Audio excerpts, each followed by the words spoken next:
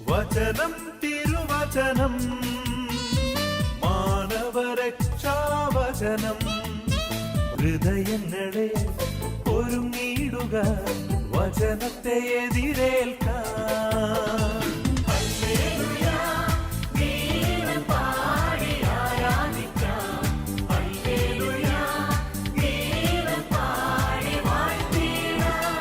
യേശുവിലെ സ്നേഹം നിറഞ്ഞ മാതാപിതാക്കന്മാരെ, യുവതിയുടെ കുട്ടികളെ, ഹല്ലേലൂയ.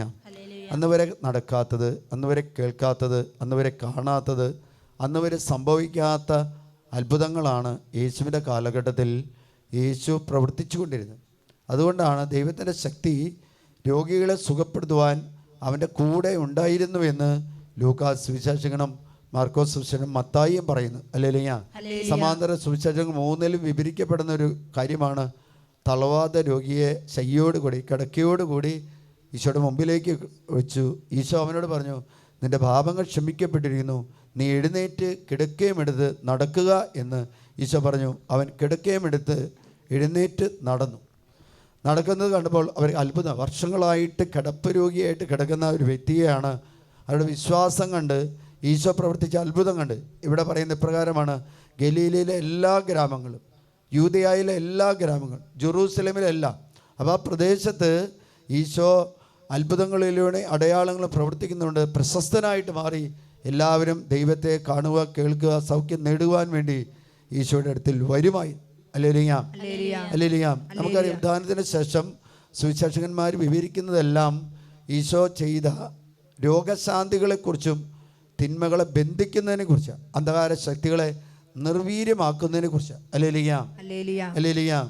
അതുകൊണ്ട് യേശുവിന് രോഗികളെ സുഖപ്പെടുത്തുവാനുള്ള ശക്തി ദൈവം അവന് കൊടുത്തിരുന്നു. Hallelujah, hallelujah.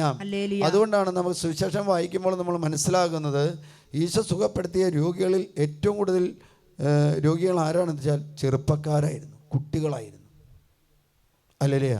കിടപ്പ് രോഗികളെക്കാളും കൂടുതൽ കുട്ടികളെയായിരുന്നു. അതാണ് മാർക്കോസിന്റെ സുവിശേഷം 9-ാം അധ്യായം 24-27 തിരുവചനത്തിൽ പറയുന്നത്. ഒരു രോഗിയെ, പിശാചബാധിതനായ രോഗിയെ ഈശോയുടെ അടുത്ത് ശിഷ്യന്മാരുടെ അടുത്ത് കൊണ്ടുവരിക. കാരണം ശിഷ്യന്മാരുടെ കൂടെ യേശു ഉണ്ടെന്ന് വിചാരിച്ചാണ് ആ അപ്പൻ കൊണ്ടുവരുന്നത്. പക്ഷേ യേശു ഇല്ലായിരുന്നു. ശിഷ്യന്മാർക്ക് അവനെ സുഖപ്പെടുത്താൻ പറ്റിയില്ല. അല്ലേ? ആളുകൾ ഓടിക്കൂടി, സുഖപ്പെടുത്താൻ പറ്റുന്നില്ല. അവനിടയ്ക്ക് വീഴുകയാണ്, അവൻ വായിൽ നിന്ന് നൊരയും പൊതയും വീഴുകയാണ്, സുഖപ്പെടുത്താൻ പറ്റില്ല. അങ്ങനെ ആൾ കൂടിയപ്പോഴാണ് എന്താണെന്ന് അറിയുവാൻ വേണ്ടി യേശു വരികയാണ്. യേശു വരുമ്പോൾ ആ പിതാവ് ഈശോയുടെ അടുത്ത് പറയുകയാണ്, പലപ്പോഴും അത് അവനെ നശിപ്പിക്കുവാൻ വേണ്ടി തീയിലും വെള്ളത്തിലും വീഴ്ത്തുന്നു. വെള്ളം നമുക്ക് നല്ലതാണ്, അത് അപകടകാരിയാണ്.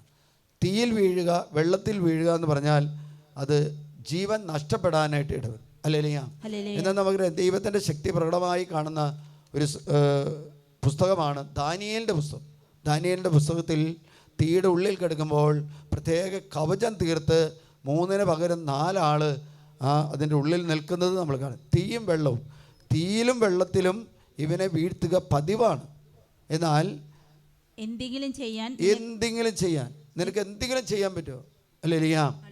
ഡോക്ടർമാരുടെ അടുത്ത് നമ്മൾ എന്നിട്ട് പറയുന്ന, കുട്ടിക്ക് അസുഖം കൂടുതല, ഡോക്ടർ എന്തെങ്കിലും ഒന്ന് ചെയ്തു തരാൻ പറ്റും, എന്തെങ്കിലും ചെയ്യാൻ പറ്റുമോ എന്ന് ചോദിച്ചാൽ ഞങ്ങളെ നീ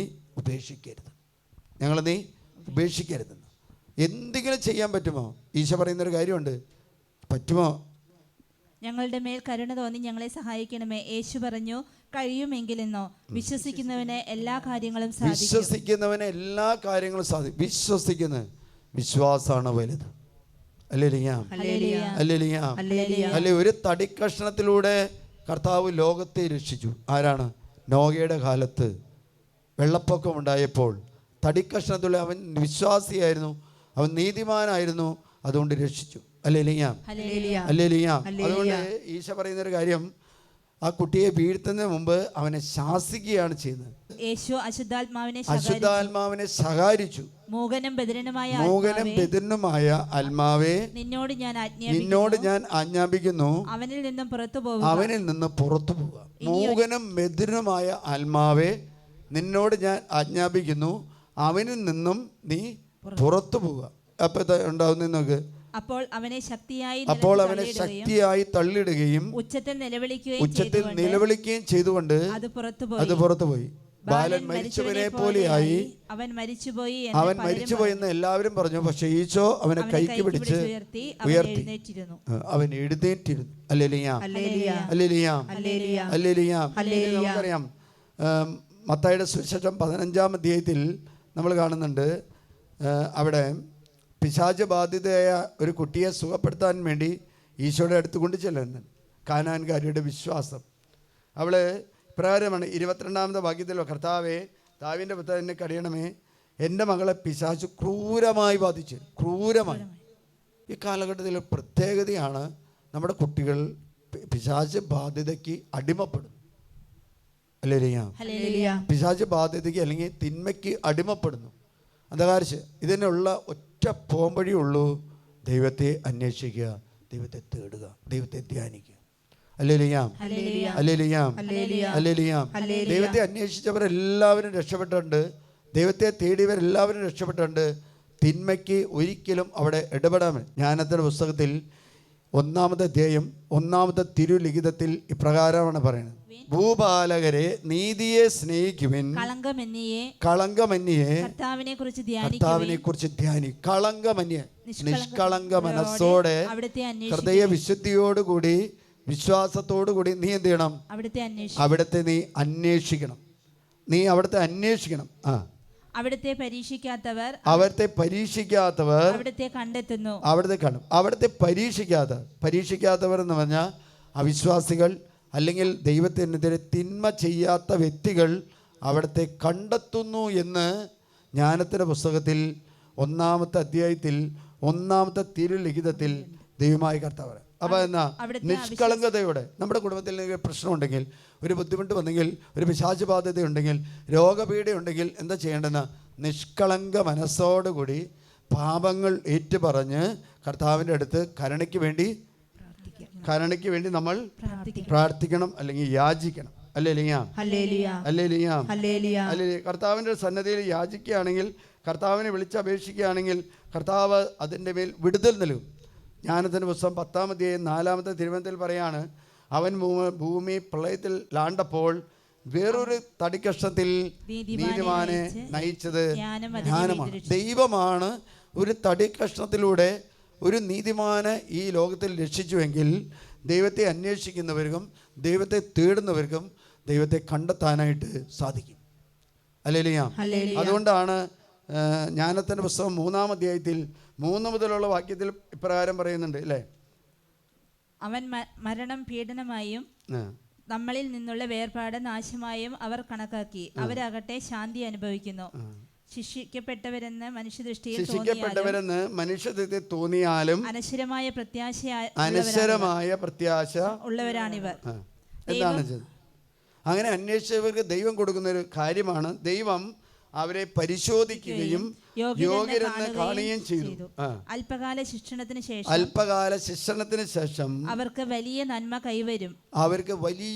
ഇപ്പം നമ്മളൊരു നമ്മൾ കഷ്ടപ്പാട് അനുഭവിക്കേണ്ടെന്നെങ്കിൽ അവിടെ നമ്മൾ ചെയ്യേണ്ടത് ദൈവത്തെ അന്വേഷിക്കുക, ദൈവത്തെ തേടുക എന്നുള്ളതാണ്.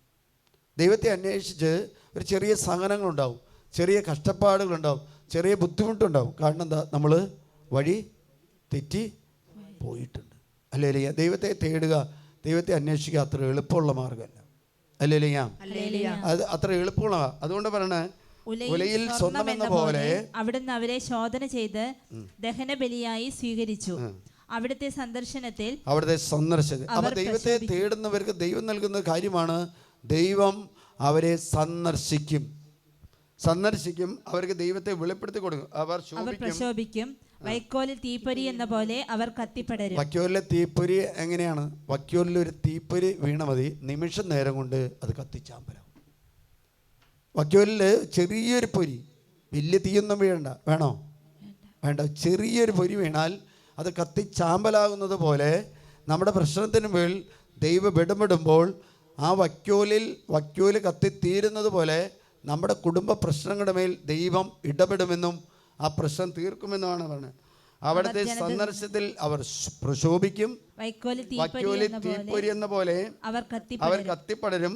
അവർ ജനതകളെ ഭരിക്കും. അവർ ജനതകളെ ഭരിക്കും. രാജ്യങ്ങളുടെ മേൽ ആധിപത്യം സ്ഥാപിക്കും. രാജ്യങ്ങളുടെ മേൽ ആധിപത്യം സ്ഥാപിക്കും. കർത്താവ് അവരെ എന്നേക്കും ഭരിക്കും. കർത്താവ് അവരെ എന്നേക്കും ഭരിക്കും. അവിടുത്തെ ആശ്രയിക്കുന്നവർ സത്യം ഗ്രഹിക്കും. അവിടുത്തെ ആശ്രയിക്കണം, ദൈവത്തെ തേടണം, ദൈവത്തെ അന്വേഷിക്കണം, ദൈവത്തെ കണ്ടെത്തണം, മുട്ടിപ്പായിട്ട് വിളിക്കണം. ഹല്ലേലൂയ. തകർച്ച നമ്മൾ നേടുന്നുണ്ടെങ്കിൽ, തകർച്ച നമ്മൾ ഫേസ് ചെയ്യുന്നുണ്ടെങ്കിൽ അതിനൊറ്റ പരിഹാരമുള്ളൂ, ദൈവം മാത്രമേ ഉള്ളൂ. ദൈവത്തെ അന്വേഷിച്ച ഒരു വ്യക്തിയാണ് പരിശുദ്ധ അമ്മ. പരിശുദ്ധ അമ്മ ദൈവത്തെ അന്വേഷിച്ച് പഠിക്കാൻ വേണ്ടിയാണ് ജെറുസലേം ദേവാലയത്തിൽ മതപണ്ഡിതന്മാരുടെ കീഴിൽ അവൾ ജ്ഞാനം പഠിക്കാൻ വേണ്ടി ചെന്നത്, വചനം പഠിക്കാൻ വേണ്ടി ചെന്നത്. അവളെന്ത് കിട്ടി? രക്ഷകൻ്റെ അമ്മയായിട്ട് മാറി. ഹല്ലേലൂയ. ആദ്യം സാത്താൻ തോൽക്കുന്നത് പരിശുദ്ധ അമ്മയുടെ മുമ്പിലാണ്. യേശുവിനെ നയിക്കാൻ വേണ്ടി വിളിക്കപ്പെട്ട ഒരു വ്യക്തിയാണ് യൗസേപ്പ് പിതാവ്. അവൻ്റെ മുമ്പിൽ പിശാച് തോറ്റു. ഔസേപ്പിനെ കുറിച്ച് പറഞ്ഞേ, അവൻ്റെ പേര് പറഞ്ഞ മതി, പിശാച് പരിഭ്രമം. മൂന്നാമത്തെ വ്യക്തിയാണ് യേശു ക്രിസ്തു.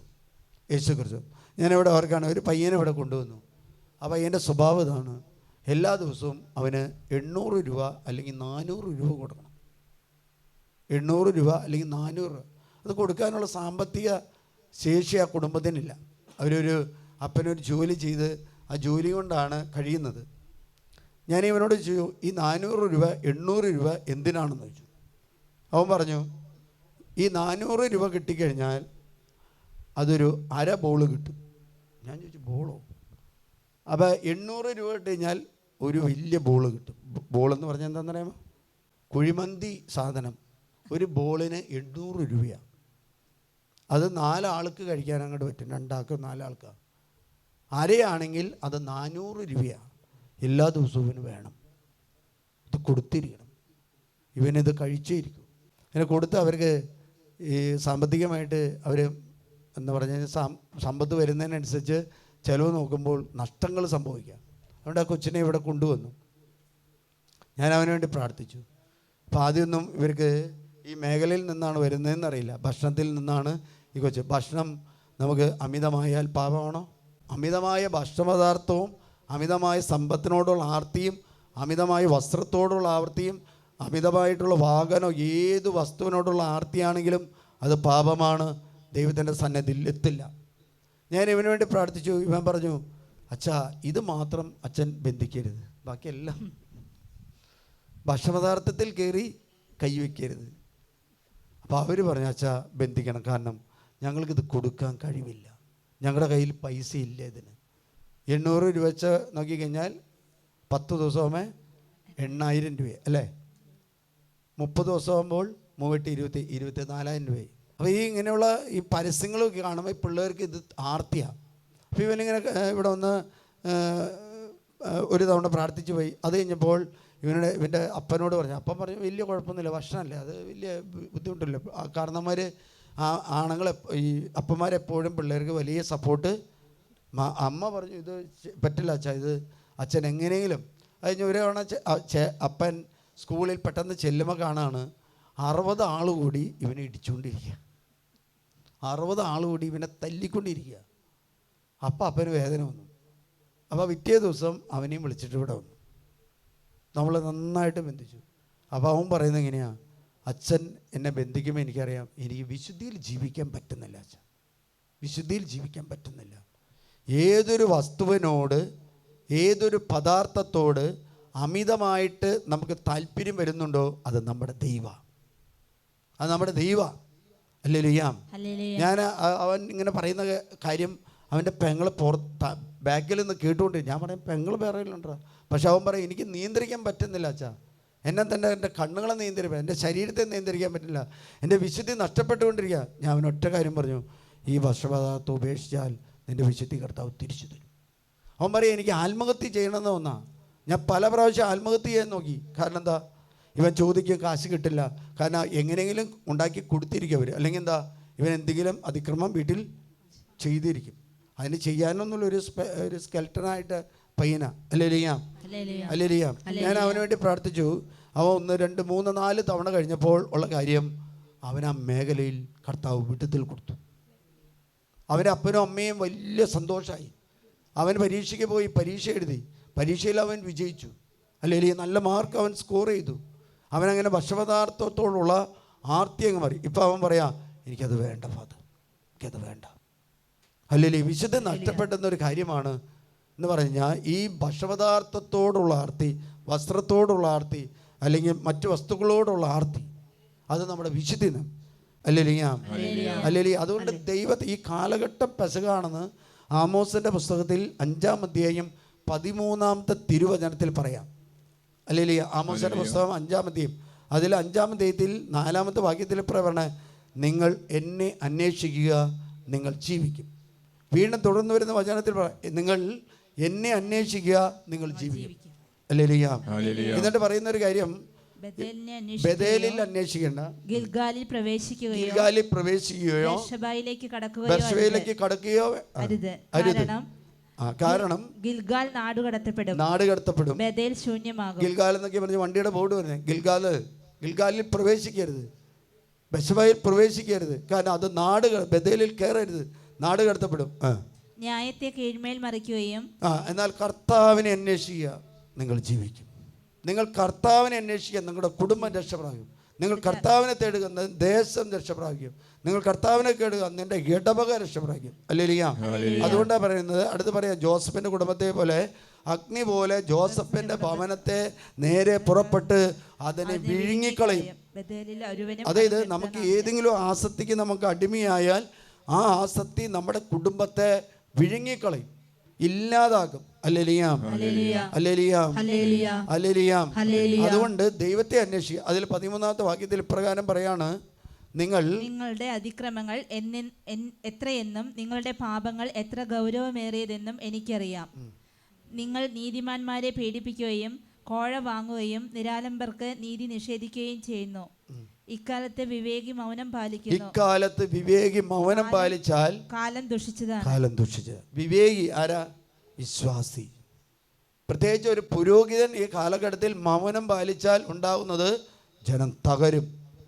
ഒരു സന്യാസി കാലഘട്ടത്തിൽ മൗനം പാലിച്ചാൽ ഉണ്ടാകുന്നത് എന്താണെന്ന് വെച്ചാൽ കുടുംബം തകരും. അല്ലെങ്കിൽ കാരണം എന്താ?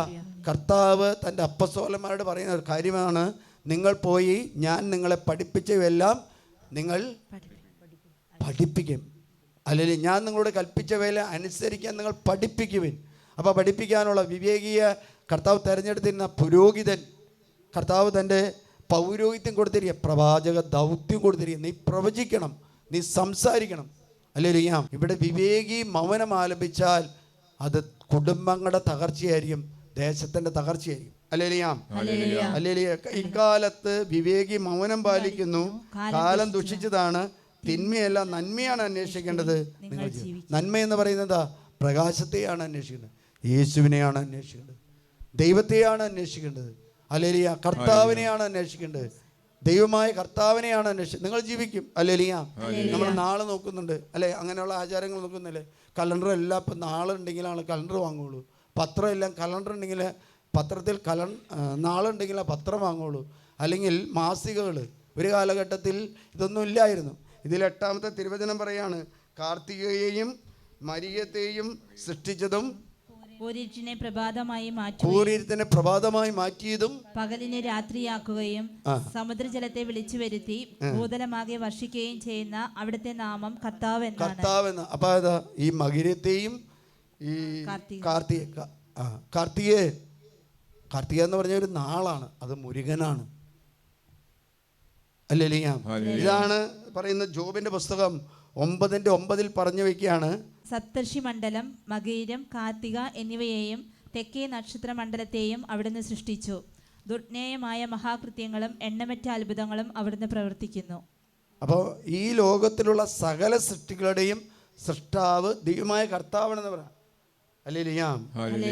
സപ്തക മണ്ഡലം, മകീരം, കാർത്തിക എന്നിവരെയും തെക്കേ നക്ഷത്ര മണ്ഡലത്തെയും അവിടുന്ന് സൃഷ്ടിച്ചു.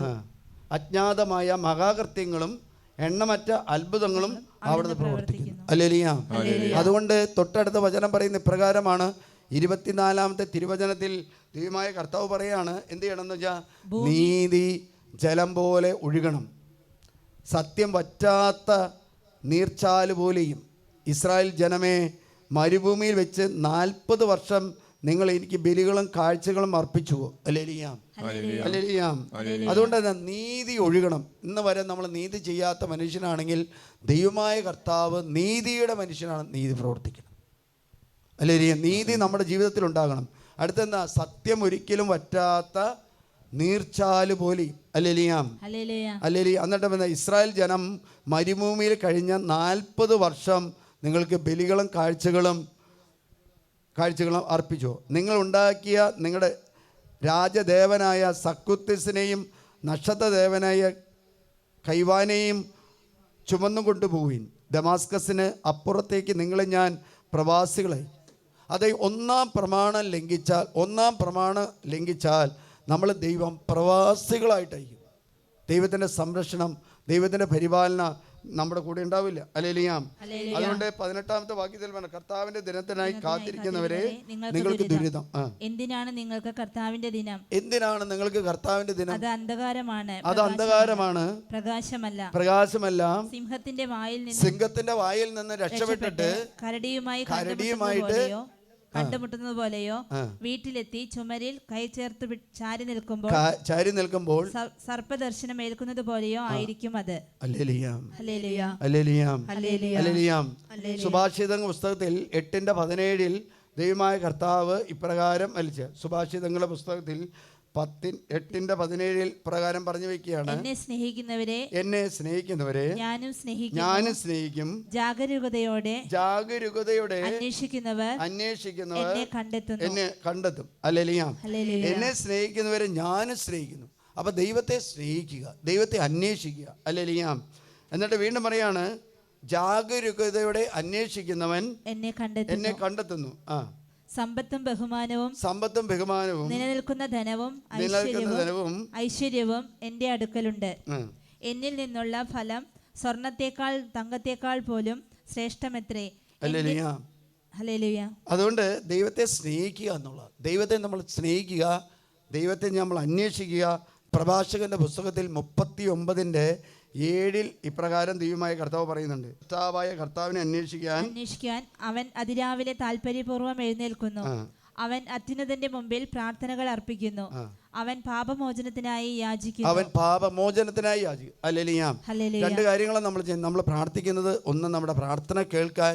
2, നമ്മൾ ദൈവത്തിൻ്റെ സന്നദ്ധ അന്വേഷിക്കുന്നത് നമ്മൾ ചെയ്ത മേഖലകൾ ഇല്ലാതാവാൻ. അതുകൊണ്ട് ദൈവത്തെ നമ്മൾ അന്വേഷിക്കണം, ദൈവത്തെ തേടണം, ദൈവത്തെ മാർഗം നമ്മൾ അന്വേഷിക്കണം. കർത്താവ് യെശയ്യാ പ്രവാചകന്റെ പുസ്തകത്തിൽ 58:2 പറഞ്ഞു വയ്ക്കുകയാണ്. 56:4 പറഞ്ഞ ദൈവത്തിന്റെ ഹിതം അന്വേഷിക്കുക, നീതി പ്രവർത്തിക്കുകയും തങ്ങളുടെ ദൈവത്തിന്റെ കൽപ്പന